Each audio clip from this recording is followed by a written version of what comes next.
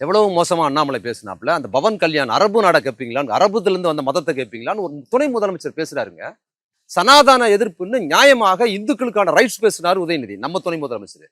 அவரு பெரும்பான்மையா இருக்கிற ஆந்திராவில் இருக்கிற பெரும்பான்மையான கிறிஸ்துவ இஸ்லாமிய மக்களுக்கு எதிராகவே அரபு நாட்டுல வந்து மதன் ஒரு ஆள் பேசுறாரு துணை முதலமைச்சரா இருக்கு. எவ்வளவு மோசமானது. அதை இங்க லீட் எடுத்து பேசுறாருன்னா எவ்வளவு அக்கப்போர். இது மாநாடா? இது முருகபக்த மாநாடா? இது ஏங்க மதம். இன்னொரு விஷயம் தெரிஞ்சுங்க, மதம்ங்கிறது இன்னைக்கு ஆசியாவில தான் 4 மதம் இருக்கிறது இல்ல. இந்தியா உலகத்தில் இருக்கிற பெரும்பான்மையான 4 மதங்கள், தமிழ் இந்தியாவில் இருக்கிற இந்து மதமாகட்டும், பௌத்தம், சீனா முழுக்க ஜப்பான்ல இருக்கிற பௌத்தம் ஆகட்டும், அதுக்கப்புறம் கிறிஸ்துவ மதம், இஸ்லாம் மதம், இந்த 4 தான் உலகம் முழுக்க இருக்கு.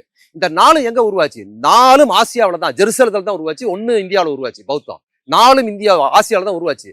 ஆசியாவில் இந்த உருவான மதம் இருக்குல்ல, கிறிஸ்துவ மதம் ஜெருசலத்தில் தான் உருவாச்சு. ஆசியாவில் ஒரு இடத்துல கிறிஸ்துவ மதமே கிடையாது, தெரியுமா உங்களுக்கு? அது உருவான இடத்துல ஜெருசலத்தில் கிறிஸ்துவ மதமே கிடையாது. அங்க யூதம் இருக்குது, இஸ்லாம் இருக்குது. பிலிப்பைன்ஸ்ல மட்டும் தான் கிறிஸ்துவ மதம் இருக்குது ஆசியாவில், வேற எங்கேயுமே கிடையாது. அப்ப இயேசு கிறிஸ்து ஒரு ஆசியாவை சேர்ந்தவர், அவர் ஜெருசலம் ஒரு அரபு மண்ணை சேர்ந்தவர். ஆனா அவரு பின்பற்றுவர்கள் யாரும் அரபுக்காரர்களே கிடையாது. அவங்க பூரா பாத்தீங்கன்னா ஐரோப்பியன், வெள்ளக்காரன் பூரா இயேசு கும்பிடுறான், அமெரிக்கன் பூரா இயேசு கும்பிடுறான், ஆப்பிரிக்காரன் பூரா இயேசு கும்பிடுறான், ஆஸ்திரேலியாக்காரன் பூரா இயேசு கும்பிடுறான். இயேசுக்கும் இன்னைக்கு இயேசு வழிபடுற யாருக்கும் எந்த சம்பந்தம் கிடையாது, அந்த மண்ணுக்கு மக்கள் கிடையாது. புத்தரை கூட அப்படி சொல்லலாம். அததான் சொல்றேன். புத்தர் இந்தியாவில வந்தாரு, சீனாவுக்கு அவங்களுக்கு கும்பிடுறான், ஜப்பான்காரன் கும்பிடுறான். அப்ப அந்த மதத்தை கும்பிடுவதனால ஒருத்தர் நேஷனாலிட்டி பாதிக்காதுன்னா உலகத்துல எல்லாருமே தேச துரோகி தான். ஒரு அமெரிக்காக்காரனை பார்த்து எவடாவது சொல்லுவானா, நீ ஜெருசலத்துல வந்து இயேசு கும்பிடுற, நீ அமெரிக்காவுக்கு சொந்தம் கிடையாது சொன்னா பைத்தியக்காரடே லூசு பைலன்னு சொல்ல மாட்டாங்க. ஒரு சீனால போய் வந்து இந்தியாவில வழிபட்ட, இந்தியாவில பிறந்த புத்தரை போய் கும்பிடுறிய, நம்ம நாட்டுல மதம் இல்ல? கொரியாக்காரனை பார்த்து சொன்னா இந்தியன் அவெல்லாம் துரோகம் பண்ணிட்டு இந்தியாவுக்கு விசுவாசமா இருக்கிறானா? போடா பைத்தியக்காரன். தொகை பெருகிட்டே இருக்கு. அததான் சொல்றாங்க, போடா பைத்தியக்காரன் சொல்ல மாட்டான்.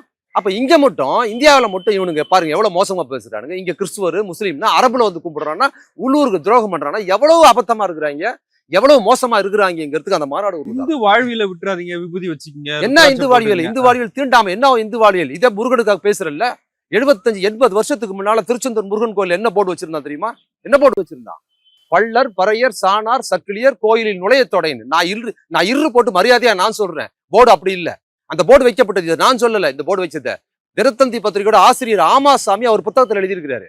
80 வருஷத்துக்கு முன்னால தமிழ்நாட்டில் பச்சை தமிழர்கள் அந்த கோயில் உள்ளே போகக்கூடாது, திருச்செந்தூர் கோயில் உள்ளே விடக்கூடாது போர்டு வச்சிருந்தாங்க. அந்த போர்டை அடிச்சு உடைச்சு அப்புறப்படுத்தி அங்க இருக்கிற பச்சை தமிழ் கோயிலுள்ள கூட்டு போனது பெரியார் இயக்கம், தெரியுமா உங்களுக்கு? ஏன் இன்னைக்கு வந்து அதே ஊர்ல திருச்செந்தூர்ல அந்த பக்கம் போனீங்கன்னா, திருச்செந்தூர்ல இருந்து கடற்கரை பகுதியில் நீங்க நாகர்கோவில் கன்னியாகுமரியோட அரபிக்கடல் வரைக்கும் ஒரே ஒரு இந்து கூட இல்ல. பூரா 100% கத்தோலிக்க கிறிஸ்துவ தான் இருக்கிறான். ஏன் இருக்கிறான்? இந்து கோயில் முருகன் கோயிலே விடல. அப்ப என்ன பண்ணாங்க? மீனவர்கள் கிறிஸ்துவ மதத்துக்கு மாறிட்டாங்க. ஏன் மாறினாங்க? அவங்க கேளு, கோயிலுக்குள்ள விடல, வழிபட தான் போனாங்க. ஏன் விடல?